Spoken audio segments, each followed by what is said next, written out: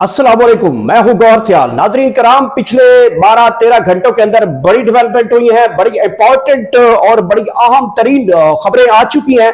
सुहेल खान अफरीदी ने तबले जंग बजाया है और ऐसा बजाया है कि इस वक्त वफाक और पंजाब की चीखें निकली हैं और हुकूमत के जो है वो पांव के नीचे से जमीन निकली है। 3-4 बड़े छक्के लगा दिए हैं सुहेल खान अफरीदी ने, उसके ऊपर भी रोशनी डालते हैं। और आईजी केपी को एक बड़ा हुक्म जारी किया। क्या हुक्म जारी किया? एक तो सनम जवेद वाला था, दूसरा बड़ा हुक्म और तीसरा बड़ा हुक्म आईजी को जारी किया है। और आईजी और सुहेल अफरीदी के दरमियान अब क्या होने वाला है, इसके ऊपर पूरी तफसील आपके सामने रखेंगे। अब पाक अफगान जंग जो है मुज़ाकरात कामयाब हो चुके हैं और पाक अफगान अब जंग रुक चुकी है। बड़ा अहम ये खबर है दोनों ममालिक के लिए। दोनों मुस्लिम ममालिक थे और आपस में जिस तरीके से कशीदगी और भारत की हमले की तैयारी जो है वो अब हमारी तरफ इशारा हो चुका है। भारत किसी टाइम भी पाकिस्तान के ऊपर हमला करने वाला, कहां पे ये हमला करना चाहता है, इसकी भी तफसील आपके सामने रखते हैं। रिजवी बिरादरान सानिया मुरीदके के बाद मंजर आम पे आ गए हैं। ये अहम तरीन खबर है जो मैंने आपको आखिरी खबर बताई है। ये रिजवी बिरादरान के हवाले से काफी ज्यादा तशवीश पाई जा रही थी, अब उनके हवाले से बड़ी डेवलपमेंट हुई है और बड़ी अहम तरीन खबर जो है वो अब आ चुकी है कि रिजवी बिरादरान को कहां पे रखा गया है, वो किसकी कस्टडी में है या कहां छुपे हुए हैं। इस सारी सूरत हाल के ऊपर अहम तरीन खबर जो है आम शख्सियत अंदर से लेके आई है और खबर आ चुकी है, वो भी आपके सामने रखते हैं। पहली खबर की जाने बढ़ते हैं। सुहेल खान अफरीदी ने तबरे जंग बजा दिया और तबरे जंग आईजी केपीके को पहला हुक्म उन्होंने दिया था कि सनम जवेद के हवाले से उन्होंने रिपोर्ट तलब की थी कि सनम जवेद के हवाले से जो आप लोगों के पास पंजाब पुलिस केपीके के अंदर जो आई और उनको गिरफ्तार करके चली गई थी, उसके ऊपर आईजी केपीके से उन्होंने रिपोर्ट तलब की थी। आईजी केपीके ने दूसरे दिन ये रिपोर्ट जमा करवाई थी। कल सुहेल अफरीदी जो है जब वो केपीके पहुंचे तो उस रिपोर्ट के बारे में उन्हें तफसीलात बताई गई, तो उन्होंने उस रिपोर्ट को गैर तसल्ली बख्श करार दिया और अब वो बड़ा हुक्म करेंगे क्योंकि गैर तसल्ली बख्श जवाब जो है वो आईजी की जानब से जमा करवाया गया, खासकर सनम जवेद वाले इशू के ऊपर। और साथ ही उन्होंने एक और बड़ा हुक्म जारी किया है, आईजी से बड़ी तफसीलात तो मांगी हैं, एक और बड़ा छक्का लगाया सुहेल खान अफरीदी ने। और उन्होंने 9 मई जो कि केस हुए थे केपीके के अंदर, जो वाकयात हुए तो कारकुनान गिरफ्तार हैं, जेलों के अंदर हैं, उसके हवाले से पुलिस के अंदर से वो रिपोर्ट मांग ली गई है और उनकी हवाले से जो पुलिस की तफ्तीश है वो भी उनसे पूछ ली गई है और पुलिस ने किस तरीके से ये केस बनाया है। उस तमाम केसेस 9 मई के केसेस स्पेशली जो केपीके के अंदर कारकुनान के खिलाफ किए गए थे, उस वक्त ही आईजी यही थे और अब भी आईजी जे हैं, उनसे 9 मई का हिसाब मांगा है बेसिकली। और अब सुहेल खान अफरीदी जो करने जा रहे हैं वो ये होगा कि वफाक जो है वो आईजी के साथ खड़ा होगा और सुहेल अफरीदी आईजी को शायद ना रखे, मामला खराब होता हुआ दिखाई दे रहा है। और क्योंकि आईजी की जो रिपोर्ट है वो एक तो मुस्तरद हो चुकी है, दूसरी रिपोर्ट जो केपीके की होगी वर्कर की 9 मई की, वो भी पुलिस रिपोर्ट वो मांगी गई है। उसके ऊपर क्या जवाब दिया जाता है केपी पुलिस की जानब से सुहेल अफरीदी को, वो भी बड़ा मानी खेज होगा, देखना होगा कि क्या उन्होंने जवाब जमा करवाना है। नाज़रीन कराम, ये जो सुहेल खान अफरीदी हैं ये नहीं बख्शने वाले, मैं आपको बता दूं। जो गंडापुर साहब हैं वो रख रखा की बात कर जाते थे, अगर पुलिस उनकी बात नहीं मानती थी तो वो चुप कर जाते थे और उनको ये लगता था कि पुलिस मेरी है और मैं अब अपनी चादर खुद कैसे खोलूं, तो अपना पेट के ऊपर कपड़ा कैसे हटा के दिखाऊं कि मेरी पुलिस ये बात नहीं मानती। लेकिन सुहेल खान अफरीदी ये बात बर्दाश्त नहीं करेंगे। सुहेल खान अफरीदी जो है वो कभी भी 1 इंच भी पुलिस के अंदर जो है वो, अगर झूठे मुकदमा 9 मई के बनाए गए थे और वर्कर अभी ताहाल जेलों में है, तो उसको वो कभी बर्दाश्त नहीं करेंगे। ना वो आईजी को बर्दाश्त करेंगे, ना वो चीफ सेक्रेटरी को बर्दाश्त करेंगे। दोनों जो बंदे हैं वो वफाक की जानब से भेजे गए हैं और अब ये वफाक के जो बंदे दो हैं, मुझे ये लग रहा है कि ये वापस आएंगे और नए जो है वो चीफ सेक्रेटरी का और आईजी केपीके के ये नए लोग जाने वाले हैं। अगली खबर का तल्लुक जनाब पाक अफगान जंग के मुज़ाकरात कामयाब होने के ऊपर इस वक्त इंडिया के अंदर शौक का समा है।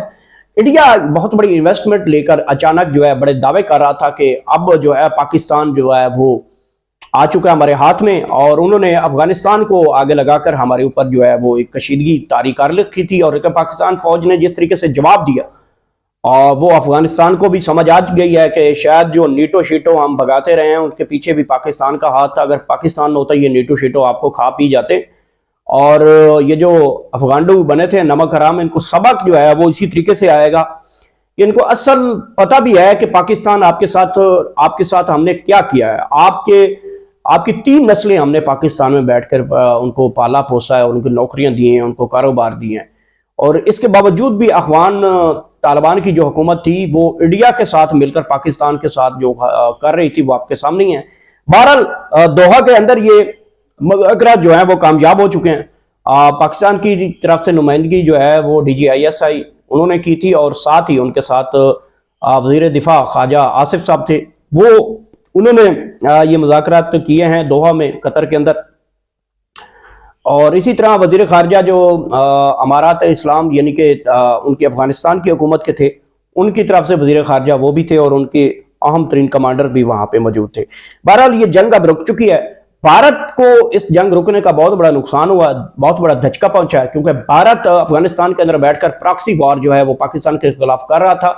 और जैसे ही ये जंग बंदी हुई है उसके दौरान इनके मीडिया के ऊपर बहुत ज्यादा तूफान बर्पा किया गया, और पाकिस्तान और अफगानिस्तान के लोगों के खिलाफ एक जहरीली किस्म की डॉक्यूमेंट्रियां चलाई जा रही हैं। क्रिकेट मैच से लेकर और पॉलिटिक्स से लेकर दहशतगर्दी से लेकर और मौजूदा जो कशीदगी हुई है, इसकी एक बहुत जहरीली किस्म की जो है वो इस वक्त कंपेन जो है वो इंडियन टीवी चैनल के ऊपर पाकिस्तान और अफगानिस्तान के लोगों के खिलाफ आपस में लड़ाने की साजिश जो है वहां से बैठ के की जा रही है। इसी तरीके से सोशल मीडिया जो है भारत का वो इस वक्त तो काफी ज्यादा तनकीद का निशाना, क्योंकि अपनी हुकूमत को बना चुका था, और अब वो पाकिस्तान के खिलाफ हालिया कशीदगी जो हमारी अफगानिस्तान के साथ हुई इसको बड़ी हवा बना रहा था, और दुनिया को यह दिखाने की कोशिश कर रहा था कि पाकिस्तानी फौज जो है वो भाग चुकी है, शायद पाकिस्तानी फौज जो है वो बॉर्डर से भागी है, पाकिस्तानी फौज को बड़ी मार पड़ी है। इस तरीके से वो झूठे प्रोपेगेंडे कर रहा था। अब वो सारे प्रोपेगेंडे जो हैं वो बढ़ चुके हैं, और भारत अब खुद जो है मैदान में उतरेगा, याद रखना, क्योंकि अफगानिस्तान के ऊपर उसने इन्वेस्टमेंट करके पाकिस्तान के ऊपर हमला करवाया था, और वो हमले का जवाब जब अफगानिस्तान ने देखा तो वो खुद ही मिनट तरले के ऊपर आए, और 48 घंटे के ऊपर सीज फायर के ऊपर आए, फिर 48 घंटे के ऊपर सीज फायर के ऊपर आ गए थे। और अब खबर यह है कि भारत जो है वो खुद एक बड़े हमले की तैयारी कर रहा है, और ये हमला जो है वो पाकिस्तान के मुख्तलिफ शहरों को टारगेट बना सकता है, खासकर हमारा जो मशरकी बाउंड्री लाइन है इसको ज्यादा वो इफेक्ट करना चाहता है।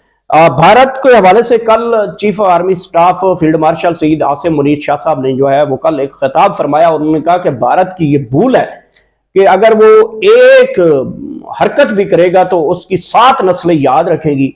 ऐसा जवाब हम देंगे कि उसकी 7 पुश्तें हमें याद रखेंगी। पाकिस्तान की जो हिफाजत है वो हर पाकिस्तानी के साथ साथ पाकिस्तानी अफवाज ने उसके ऊपर हलफ ले रखा है, और उस हलफ की जो है वो पासदारी हम करेंगे।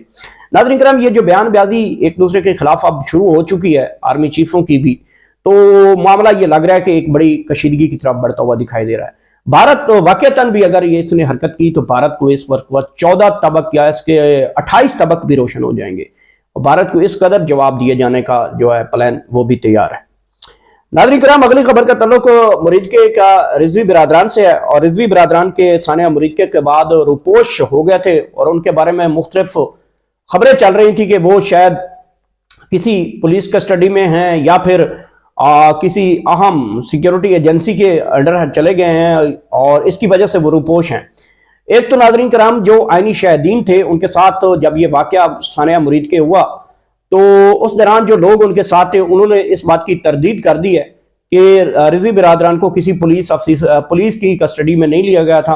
वहां से जब अंधाधुंध शेलिंग और वहां पे फायरिंग हो रही थी तो वहां से हर बंदे ने अपने बचने की कोशिश की थी, और सारे वहां पे स्टेज से छोड़कर भागे थे। तो उसमें दोनों रिजवी बिरादरान भी थे। एक तो ये खबर आ गई थी। दूसरी खबर अब खबर दी है, राना अजीम साहब हैं, ये लाहौर से इनका तल्लुक है, मजहबी जमातों के बड़े अहम रिपोर्टर हैं, एंकर भी हैं, बड़े साफ़ी हैं, तजियाकार भी हैं। उन्होंने ये खबर दी है कि अनकरीब रिजवी बिरादरान यानी कि सानिया मुरीदके के बाद मंजर आम पे आ जाएंगे और उनसे बयान दिलवा दिया जाएगा कि हम खुद रुपोश हैं। जबकि उनकी खबर का एंगलिंग और दावा यह है कि शायद रिजवी बिरादरान किसी पुलिस कस्टडी में मौजूद हैं और उनके साथ जो सलूक है वो कोई बहुत ज़्यादा अच्छा सलूक नहीं रखा जा रहा। उनका इशारा ये है कि रिजवी बिरादरान जो है वो हुकूमत की कस्टडी में है, यानी कि पुलिस की कस्टडी में है, और किसी टाइम भी उनसे बाहर आकर ये जवाब लिया जाएगा कि हम खुद जो है वो रूपोश थे। इसके ऊपर जो है रिजवी बिरादरान को मनाया भी जा रहा है कि आप बाहर आकर जो है मामलात को देखें और बता दें कि हम आपकी कस्टडी में नहीं थे बल्कि हम रूपोश थे और हम सरेंडर करते हैं। इस तरीके से बयान दिलवाने की कोशिश की जा रही है, तो रिजवी बिरादरान इस बयान को देने के लिए तैयार नहीं है। तो ये खबर नाजरीन बाहर आई है काफ़ी अरसे बाद, और रिजवी बिरादरान की जो करेन पार्टी है उनका एक बहुत बड़ा अलामिया जारी किया गया। मैंने सबसे पहले खबर आपको दी थी कि सानिया मुरीद की FIR मरियम नवाज के ऊपर दर्ज होगी, और लोगों ने इस बात को गैर तसल्ली करार दिया था और बल्कि मजाक भी मेरी इस खबर का उड़ाया था। और रात गए तक वही खबर उस अलामिया के अंदर वो मौजूद थी कि मरियम नवाज, मोहसिन नकवी, IG पंजाब, IG इस्लामाबाद के खिलाफ जो है सानिया मुरीद के लोगों का जो है वो मुकदमा दर्ज किया जाए और जुडिशल कमीशन से पहले इन लोगों को ओहदे से हटाया जाए। सबसे पहले खबर मैंने आपको दी थी कि मरियम नवाज के खिलाफ सानिया मुरीद की FIR होने जा रही है और इसमें हुकूमत को ब्लैकमेल करके एक अहम नोटिफिकेशन लिया जा सकता है। बहरहाल मैं इस साथ खबर को यहाँ तक ही रखता हूँ, मेरी हड्डी पसली इतनी नहीं है कि इस खबर को मैं ज़्यादा एक्सपोज करके आप तक पहुँचाऊँ। बहरहाल ये जो चीज़ें हैं जो मैंने आप तक पहुँचाई हैं, नई डेवलपमेंट जैसी आती है, कोई बड़ी खबर आती है, नई वीडियो के साथ आपके साथ दोबारा हाजिर होते हैं। तब तक अपना ख्याल रखिएगा। आखिर में अल्लाह पाक आप सबको इतनी ज़्यादा खुशियाँ देखो, आगे खुशियाँ तकसीम कर सकें। Thank you so much.